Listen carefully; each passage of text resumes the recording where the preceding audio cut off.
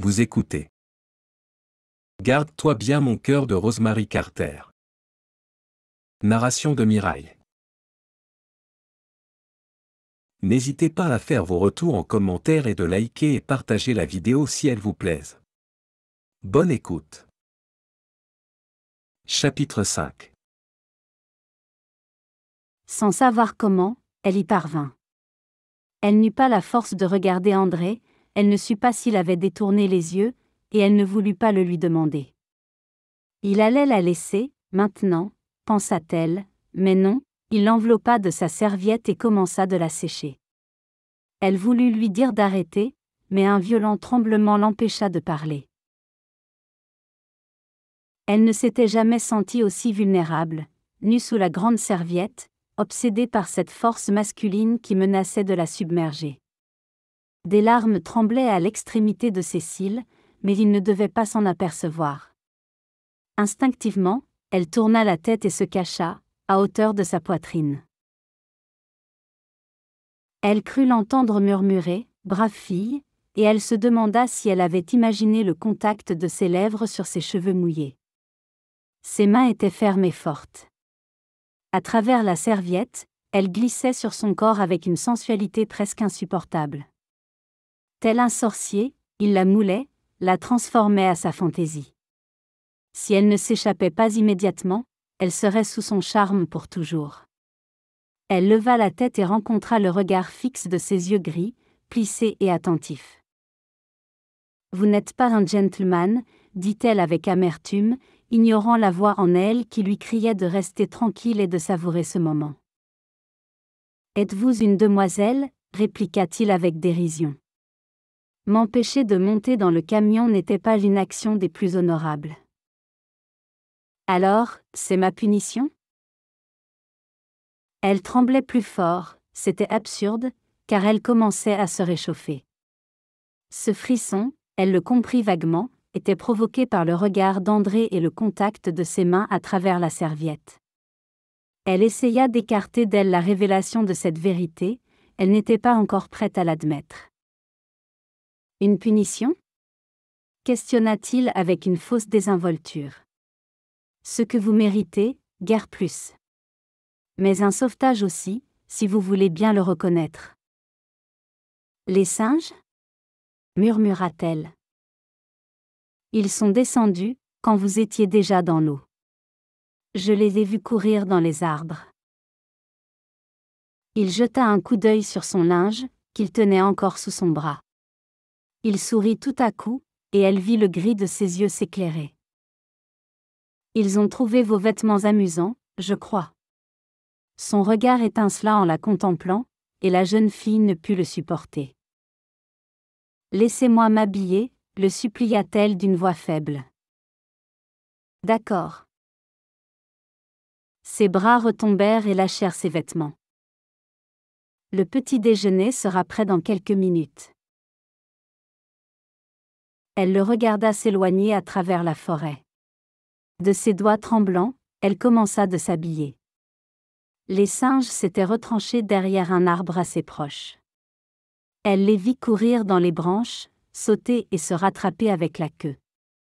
Dans des circonstances normales, elle aurait trouvé leurs acrobaties amusantes. Si John était là maintenant, il serait en train de les contempler, ne brisant le silence que pour lui murmurer une explication, ou un détail anatomique qui aurait pu lui échapper. Mais, seule, en cet instant, elle observait leur cabriole d'un esprit absent. Elle était absorbée par ce qui venait d'arriver avec André. Elle n'aurait jamais été nager, si elle avait su qu'il la verrait. Il aurait dû garder ses distances, et elle lui avait fait confiance. Sans doute parce que John n'aurait jamais abusé d'une fille, dans des circonstances similaires, et John était l'unité de mesure de Diane, quand il s'agissait d'évaluer un homme ou de juger de sa conduite éventuelle. Et en cela, elle avait été stupide. L'arrogance d'André était bien différente de la douceur de John, elle le savait déjà, et aurait dû en tirer les conclusions. Il y avait eu, bien sûr, l'incident des singes. Ces animaux malicieux auraient probablement, en effet, pris ses vêtements, et la situation aurait été alors bien pire. Mais elle n'était pas prête à absoudre André à cause des singes. L'image d'un sorcier germa à nouveau dans son esprit. Elle devenait folle. Ou bien l'était-elle vraiment? Elle détestait cet homme, était-ce là sa seule raison, pour lui prêter le pouvoir de diriger les événements à sa guise? Elle se faisait des idées, elle le savait. André n'avait pas attiré les singes près de la piscine. Diane se maîtrisa, elle reconnut alors le motif de ses absurdités. Les singes étaient un prétexte pour écarter un sujet qui la dérangeait, celui de ses propres réactions. Elle avait pris plaisir à être dans ses bras et à se laisser sécher, toute nue sous la serviette, il était vain de le nier. Elle avait été furieuse, oh oui. Mais elle avait trouvé le contact de ses mains, à travers l'étoffe, follement sensuelle. Elle s'était sentie très féminine et délicieusement excitée. Elle se demanda encore ce qu'il y avait dans cet homme pour l'émouvoir, comme jamais elle ne l'avait été. Elle ne connaissait pas la source de son charme, mais il avait un pouvoir dangereux. Le petit déjeuner fut pris en silence.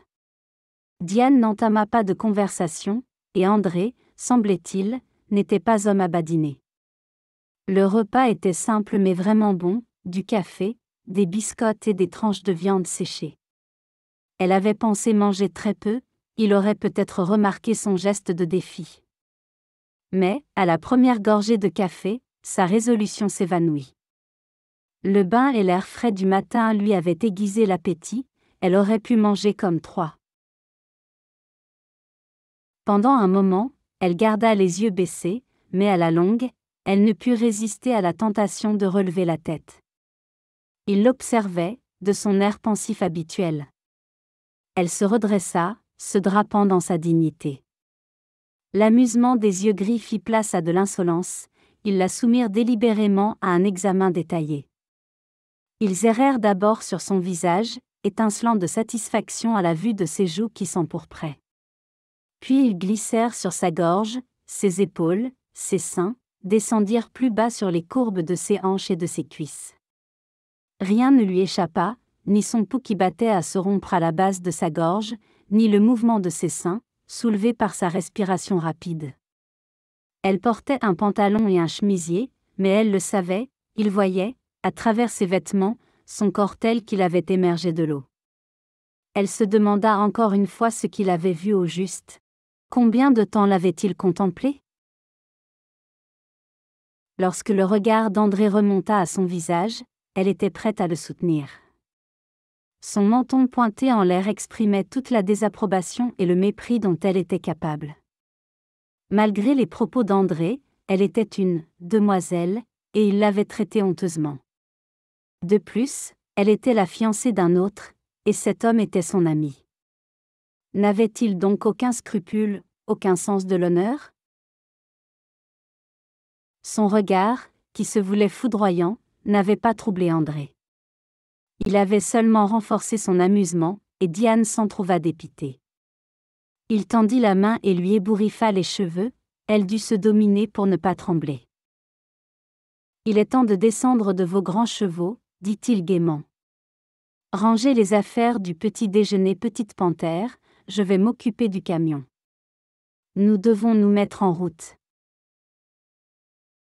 Il était encore tôt, et le soleil n'était pas très haut dans le ciel. Il allait faire chaud, mais pour l'instant, la campagne paraissait rafraîchie par la rosée.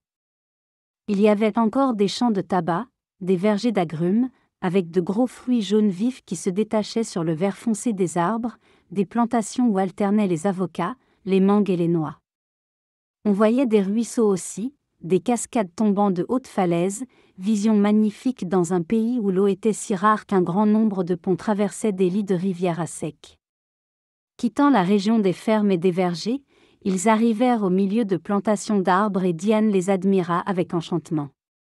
C'était une région montagneuse, où la forêt poussait haut et droit sur les versants fertiles. Ici et là, le long des sentiers qui traversaient les bois, reposaient des piles de troncs bien rangés, attendant d'être transportés aux scieries. La route montait, descendait, tournait sans cesse, et, à chaque virage, la vue changeait. D'une hauteur, on apercevait au loin les montagnes, mauves et vaporeuses dans la brume matinale, et en dessous, les vallées, merveilleuses mosaïques aux couleurs chatoyantes. Pendant cette heure, elle avait apprécié le voyage. Maintenant, elle souhaitait en voir la fin, au plus vite. Elle avait besoin de John, de la sécurité, de l'équilibre, du bonheur que lui seul pouvait lui donner. En attendant, ce ne serait pas un mal de montrer à André Connors que sa présence et sa sensuelle virilité ne signifiaient rien pour elle. Moins que rien. Lorsqu'à nouveau elle tourna la tête pour le regarder, son menton était relevé, ses yeux brillaient, et sa voix était aussi froide que possible. À quelle distance sommes-nous du parc du Crocodile? 1 heure de route. Diane remarqua de l'amusement dans son ton, et lorsqu'il tourna la tête pour la regarder, elle eut l'étrange impression qu'il avait deviné exactement ses pensées. C'était absurde. Il n'avait aucun moyen de savoir. Et pourtant, ce sentiment persistait. C'est encore si long? Vous paraissiez apprécier le paysage. Il la dévisagea avec dérision. La lueur de ses yeux et le feu de ses joues ne lui échappèrent pas. Je veux dire, oui. Je l'apprécie. Au diable cet homme! Qu'y avait-il en lui? Pourquoi se sentait-elle si jeune et si désarmée? Elle répondit avec raideur. La campagne est magnifique. Oui, vraiment. Acquiesça-t-il. Il se moquait d'elle encore une fois, elle s'en rendit compte. Elle se demandait comment reprendre la situation en main, lorsqu'il l'interrogea. Depuis combien de temps n'avez-vous pas vu John? Elle le regarda avec appréhension. La question était innocente, oui, mais son ton était bizarre et la troublait. 1 an. Et depuis quand êtes-vous fiancés? 2 ans, officiellement. Mais nous avons toujours su que nous nous marierions. Pourquoi? Vous avez tous les deux attendu si longtemps. Je ne peux pas m'empêcher de me demander pourquoi vous avez décidé d'entreprendre ce voyage maintenant, sans même en avertir John. De nouveau, elle le dévisagea. Il avait parlé d'une voix totalement neutre. Son cœur se mit à battre violemment, mais il n'y avait aucune raison à cela. Que essayez-vous de dire? La tête brune se tourna vers elle, et les yeux gris très calmes, se posèrent un instant sur le petit visage rouge d'émotion. Pourquoi n'avez-vous pas prévenu John de votre arrivée? Je voulais lui faire une surprise, laissa-t-elle échapper. Vous ne craignez pas que John vous dissuadât de ce projet, si vous lui en parliez? Devant ce raisonnement d'une froide logique, Diane retint son souffle. Lorsqu'elle reprit la parole, elle avait oublié de rester calme, mûre et posée. Avoir peur? De John? Mais non. Vous êtes odieux André Connors. Sa petite main essuya une larme qui descendait malgré elle sur sa joue douce et brûlante. Vous insinuez que John ne veut pas de moi. Calmez-vous, petite panthère, ordonna-t-il, mais doucement. Non. Je ne me calmerai pas, répondit-elle avec fièvre. Depuis notre rencontre, vous ne m'avez dit que des méchancetés et des insultes. John et moi sommes fiancés. Il m'aime. Il désire ma venue. André resta impassible devant cette explosion. Je voulais poser une question. Pourquoi maintenant Diane? Sans l'en avertir. Sans doute fut-elle apaisée par l'appel de son nom, elle prit le temps de réfléchir à sa réponse. Il avait l'air malade, dit-elle enfin. Ses lettres, récemment? Il n'était plus le même. Et retrouvant ses esprits, elle riposta. Il a besoin de moi. Des yeux bleus, tourmentés, cherchèrent le visage d'André. A-t-il été souffrant? Pas à ma connaissance. Sa voix avait une inflexion étrange. Diane le remarqua et en fut alarmée, mais elle n'aurait su dire pourquoi. Très lentement, elle ajouta. Vous semblez penser que John ne veut pas de moi. Elle s'était attendue à subir son ironie, mais il la surprit par une étrange douceur. N'avez-vous jamais imaginé, Diane, que John puisse avoir d'autres projets? Elle le fixa, incapable d'en croire ses oreilles. André était arrogant, elle le savait, dès le début elle avait remarqué son caractère impitoyable. Mais elle n'avait jamais pensé qu'il la détestait au point de s'abaisser à des insinuations humiliantes. Non. Jamais. J'aime John et j'ai confiance en lui. C'est ainsi depuis notre enfance. Vous ne comprenez guère ce genre de relation, André Connors, dit-elle en lui lançant un regard enflammé et provoquant. Votre suffisance vous entraîne à n'aimer que vous-même et à n'avoir confiance qu'en vous-même. Vous me connaissez si bien, petite panthère? Suffisamment à mon goût. Quant à John, je vous ai satisfait, j'espère. Il haussa ses larges épaules avec indifférence. Mais une expression nouvelle apparaissait dans ses yeux. De la pitié? Non. Elle en rejeta l'idée. Ce n'était pas possible, il n'y avait aucune raison. De la compassion, peut-être? Car il la considérait encore comme la princesse au petit pois, incapable de s'adapter à une vie simple et solitaire? Ou était-ce de la commisération pour John, car André n'aimait pas Diane et trouvait qu'elle ne convenait pas à son ami? De la compassion pour John, ce devait être cela. Vous pensez que je ne suis pas une femme pour John? Oui, acquiesça-t-il d'une voix égale. C'était la réponse attendue, pourtant la neutralité de son ton la fit sursauter. Elle aurait dû se taire, mais quelque chose la poussa à continuer. Vous croyez que je ne m'adapterai pas à cette vie? Peu de femmes le peuvent. Elle sentit de l'amertume dans sa voix. Peut-être suis-je différente? Lui lança-t-elle. Vous avez plus de caractère que la plupart. Il était à la fois moqueur et amusé, mais, lorsqu'il reprit la parole, son amusement avait disparu.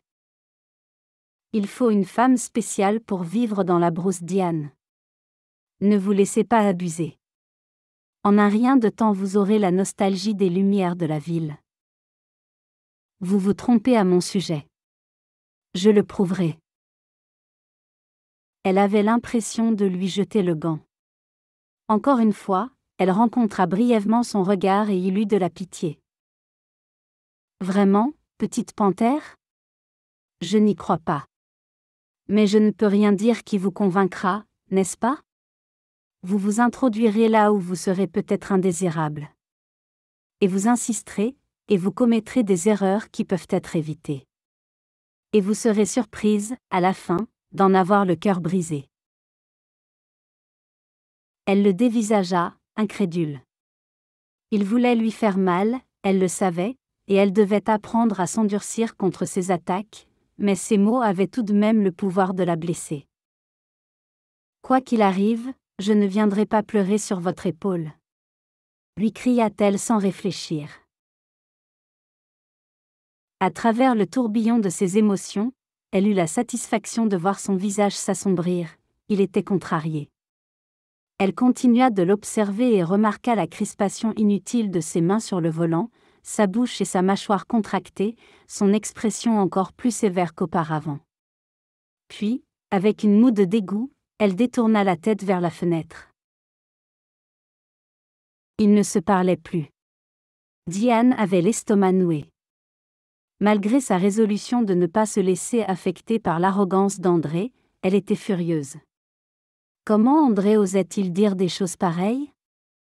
Insinuer que John ne voulait pas d'elle, quand son fiancé n'avait eu de cesse de préparer leur retrouvaille? Sans doute. Conclut-elle, y avait-il eu, dans la vie d'André, une femme qui l'avait profondément blessé. Et, depuis ce temps, il les mettait toutes dans le même sac. C'était la cause de son amertume et de son arrogance. Lentement, très lentement, elle se détendit. Elle n'essaya pas de lui parler et regarda par la fenêtre le paysage qui avait encore une fois changé. D'un côté de la route, s'étendaient des terres de culture, mais, de l'autre, la steppe, déserte. La vraie brousse maintenant, couverte d'herbes sauvages, hautes et drues, balayées par le vent. Des arbres poussaient, des acacias épineux en forme de parapluie, des maroellas aux longues branches, et d'autres dont elle ne connaissait pas les noms. Il y avait des animaux aussi, elle le sentait. L'excitation la gagna soudain. Il n'était plus loin du parc du crocodile, elle le savait. Elle en oublia sa dignité et se tourna spontanément vers André. « C'est le parc du crocodile ?» demanda-t-elle, en retenant son souffle. « Non, c'est une autre réserve. » Ses yeux n'étaient plus furieux, ni moqueurs, et sa voix était douce. « Il y a plusieurs réserves privées, le long de cette route. Un peu plus loin, à droite, c'est le parc national Kruger. » Le parc Kruger, la grande réserve d'animaux sauvages d'Afrique du Sud. À une époque, John avait eu l'ambition d'y travailler comme gardien. Mais il avait été tenté par l'offre du parc du crocodile. Diane se demanda si la vie au parc Kruger aurait été très différente. Moins solitaire, peut-être, car il y avait plus de personnel, plus de campements. Mais la solitude n'aurait pas d'importance quand elle serait avec John. Elle s'était penchée vers la fenêtre, contemplant la forêt avec curiosité. Ce n'était pas le parc du crocodile, mais peu importait, c'était une réserve qui lui ressemblait. Tout était silencieux, extérieurement du moins. Mais il vivait là des animaux, Diane le savait. Il y avait des bêtes sauvages, des lions, des léopards, et les horribles hyènes au pelage moucheté. Et puis ceux que l'on chassait, le kudu, l'antilope et l'impala qui avaient un air si doux. Ici, la vie se déroulait comme des milliers d'années auparavant, avant l'arrivée de l'homme. C'était une existence secrète, invisible pour les gens qui passaient et ne voyaient que les bords de la route, sans rien connaître des signes, des traces et des odeurs. C'était la vie choisie par John. Diane aimait les animaux, surtout pour ce qu'ils représentaient pour son fiancé, mais néanmoins, elle le savait, il ne lui serait pas difficile de participer pleinement aux enthousiasmes et aux dangers de la vie d'un gardien de réserve. Une tache brune apparut entre les arbres, et elle aperçut un troupeau d'impalas, broutant dans une clairière. Devant cette scène si paisible et si gracieuse, Diane laissa échapper une exclamation de joie. « Ils sont vraiment ravissants. » « De jolies bêtes » approuva André. Quelque chose dans sa voix la poussa à le regarder discrètement. Un instant, leurs yeux se rencontrèrent. Diane eut immédiatement l'impression d'avoir été encore une fois puérile, et en quelque sorte naïve. Elle se sentait à son désavantage et elle se demanda pourquoi André ne manquait pas une occasion de le lui montrer. « Vous préférez les lions, je n'en doute pas, dit-elle. » C'était une remarque stupide, elle ne savait pas ce qui l'avait poussée à la faire, mais elle ne put s'empêcher de continuer. « Ils sont impitoyables, et cela vous plaît. » Il leva un sourcil d'un air ironique, et la ride qui descendait de son nez bien fait jusqu'au coin de sa bouche se fit plus nette. « Me connaissez-vous si bien, après seulement 2 jours ? Pensez donc, comme vous me connaîtriez mieux après une semaine. » Son ton moqueur exprimait clairement sa pensée. Diane maudit la rougeur qui envahit doucement ses joues. « Je ne voudrais jamais vous connaître mieux, » lança-t-elle avec impertinence. « Vous en êtes sûr ? » Il avait posé la question avec une indolence outrageuse, et son regard sarcastique fit bouillonner le sang dans les veines de la jeune fille. Elle ne lui répondrait pas, cette fois, car il ne manquerait pas de lui renvoyer une remarque encore plus audacieuse, à laquelle elle serait incapable de riposter. Les dents serrées, elle regarda, sans piper mot, par la fenêtre. De tout près, lui parvint un petit rire, comme s'il comprenait ses réactions. Elle était stupide, se dit-elle, et pas pour la première fois, d'attribuer à cet homme une faculté de perception qu'il ne pouvait certainement pas posséder. Et pourtant, même avec les yeux collés à la vitre, elle ressentait intensément sa présence. Il avait un rayonnement particulier. Un sentiment primitif emplissait l'air et enveloppait la jeune fille, troublant profondément ses sens, malgré ses efforts pour lui résister. « Amenez-moi au parc du crocodile », le suppliait-elle en silence, et restez ensuite en dehors de ma vie. Je ne veux plus rien avoir à faire avec vous. Mais, en se le disant, elle n'y croyait pas vraiment. Un éclair de conscience la traversa. Mais c'était trop horrible, elle le chassa de son esprit et fixa toute son attention sur le panorama qui défilait à travers la vitre. Merci de nous avoir écoutés. N'oubliez pas d'aimer et de partager la vidéo. À bientôt.